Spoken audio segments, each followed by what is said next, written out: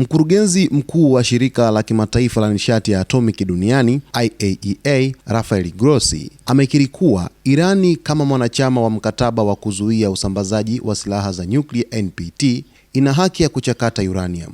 Grossi alisema hayo katika mahojiano na jarida la Financial Times, akisisitiza kuwa Irani, kwa kuwa ni mkataba wa NPT, ina haki ya kuendelea na shughuli za kuchakata uranium.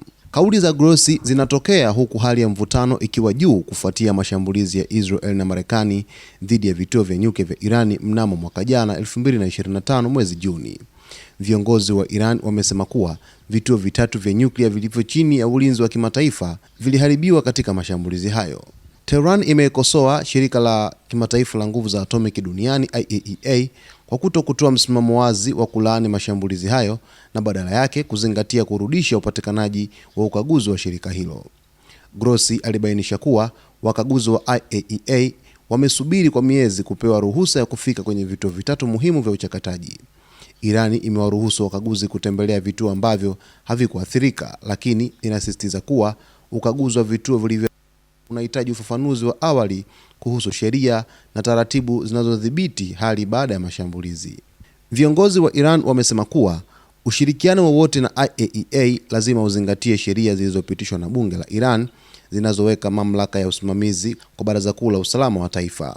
Msemaji wa Wizara ya Mambo ya Nje wa Iran, Esmail Bagei, amesisitiza kuwa Irani inaendelea kushikilia mkataba wa NPT na makubaliano yake ya ulinzi huku ikishirikiana na IAEA ndani ya mfumo wa sheria za ndani.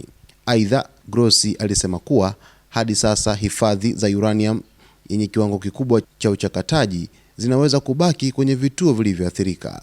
Mkurugenzi mkuu wa shirika la kimataifa la nishati ya atomiki duniani, Rafael Grossi, amekiri wazi kwamba Irani kama mwanachama wa mkataba wa kuzuia usambazaji wa silaha za nyuklia duniani ambao ni NPT ina haki ya kuchakata uranium, huku Marekani ikisema kwamba Irani haina haki ya kuweza kufanya chochote kuhusu mustakabali wa nyuklia, ambapo Marekani inapinga vikali uboreshaji na uendelevu wa kuchakata uranium, ambapo inahofia kwamba huenda Irani inakaribia kumiliki asilimia ambazo zinaruhusu sasa kuweza kutengeneza ule ufikiaji wa silaha za nyuklia.